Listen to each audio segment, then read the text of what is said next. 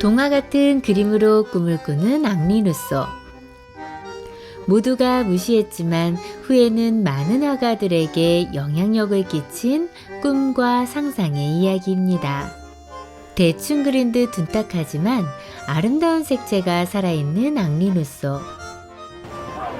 1844년 5월 21일 프랑스 마이엔 데파르트망 라발에서 백왕공의 아들로 태어났습니다.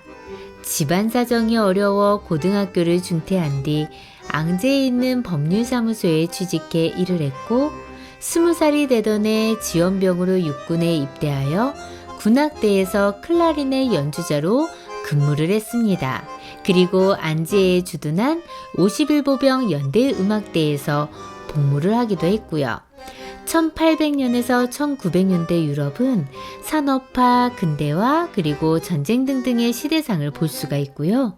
우리 모두가 알고 있는 에펠탑 또한 같은 시대인 1889년에 준공되었습니다. 부친의 사망으로 군복무를 5년 만에 마친 앙리 루소는 모친과 함께 파리에서 지내고 있었고 1871년 첫 번째 아내 클레망스의 처가로부터의 도움으로 입시세관 직원으로 정식 직장 생활을 시작했습니다. 결혼과 함께 처가의 도움을 받은 후 어느 정도 안정된 생활을 할 수 있게 된 앙리 루소는 그 이후부터 자신의 오랜 꿈인 그림을 그리기 시작했습니다. 하지만 고등학교 중퇴의 학력으로는 미술을 배워본 적이 없었던 탓에 루브르 박물관에서 작품을 모사하거나 그림 엽서의 사진을 베끼면서 실력을 쌓았고요. 그래서 그의 그림은 원근법이나 인물의 구도에 전혀 신경 쓰지 않는 경향을 보였는데 이 이유는 배운 적이 없기 때문입니다. 못 배웠다는 것이 후에 앙리 루소의 그림에 가장 큰 영향을 주는데요. 구도나 원근법 같은 틀에서 자유로운 그림을 그릴 수 있었던 이유이기도 하고요. 그렇기 때문에 그 당시 미술계에서 무시를 당할 수밖에 없는 이유가 되기도 했습니다. 1885년 이후부터 앙리는 열정적으로 전시회에 참여했고 살롱 드 샹젤리제에 2점의 작품을 출품한 것을 시초로 1905년부터는 3년에 걸쳐 계속 살롱 도톤에 출품하게 됩니다. 1886년부터는 매년 자신의 작품을 앙대 팡당전에 출품을 하는 앙리 루소는 폴 고갱, 오딜롱 르동, 조르주 쉐라 등과 친교를 맺고 교류를 하게 되는데요. 드디어는 1893년에는 세관을 퇴직하고 가난한 연금 생활을 하게 되는 앙리 루소는 아이들에게 음악과 그림을 가르치는 학원을 차려 예술 활동을 계속 이어나가기도 했습니다. 그가 생존해 있을 때인 1905년경부터 파블로 피카소, 기욤 아폴리네르, 빌헬름 우데 등이 그의 작품에 주목하여 재평가하기 시작하였으나 그에 대한 실질적인 진정한 재평가는 그의 사후 후에 이루어졌다고 합니다.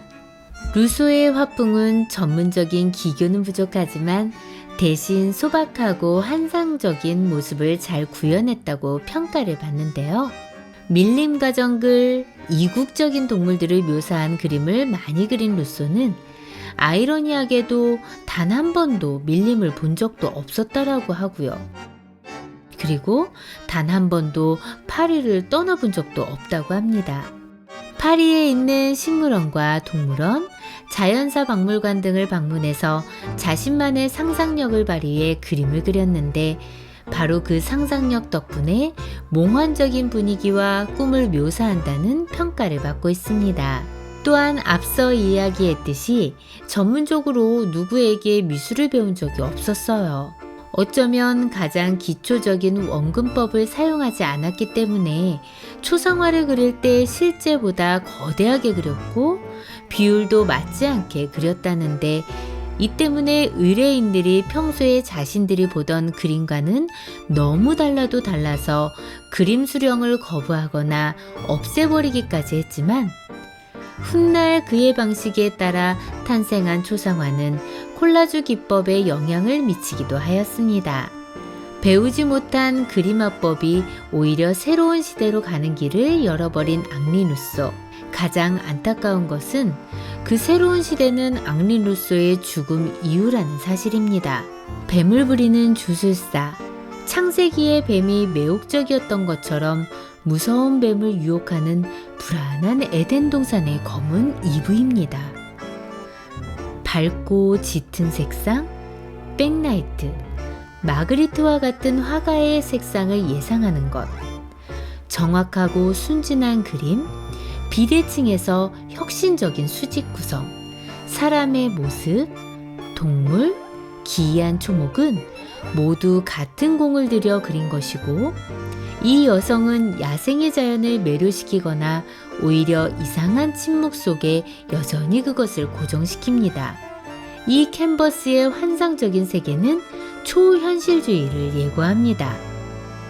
파리의 식물원에서 발견한 정글. 루소의 작품은 살아생전 소수의 후배에게만 지지를 받았을 뿐 다른 이들은 대부분 야박하다 못해 모멸감을 느낄 정도로 평가했지만 그는 포기하지 않고 매년 독립전시회에 한 점 이상의 작품을 출품하며 정글 시리즈로 이름을 조금씩 알리게 됩니다.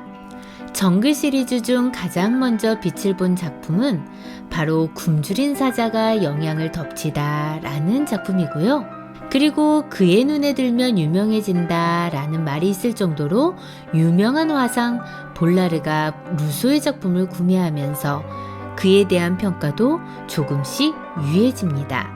그리고 루소는 본격적으로 정글 시리즈를 그리기 시작합니다.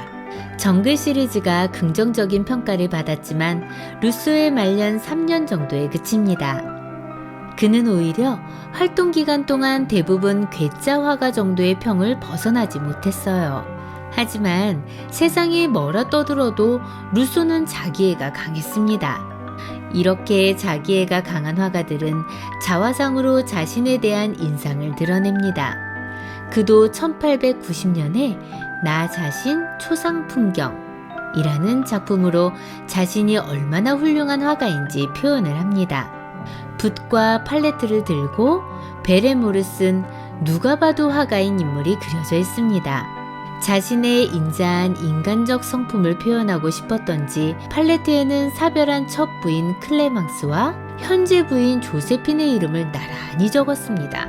또 비례를 무시하고 인물을 그림의 3분의 2 정도 크기로 그려 배경보다 화가를 더 강조하기도 했고요. 배경에는 새로운 시대를 표현하는 철제다리와 만국 박람회에 참여한 나라들의 국기를 단 배, 막 지어진 에펠탑을 그렸습니다. 마지막으로 푸른 하늘과 구름 속의 해로 프랑스 국기의 3색을 표현했습니다.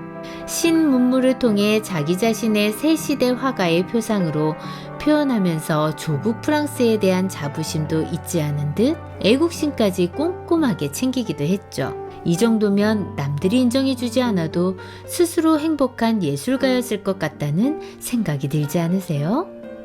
하지만 루소의 시간은 오래가지 못했고 피카소와의 만남 이후 2년 뒤인 1910년 그는 병을 얻어 향년 66세의 나이로 생을 마감한 후 소소하게 단 7명만의 인사를 끝으로 고이 잠들게 됩니다.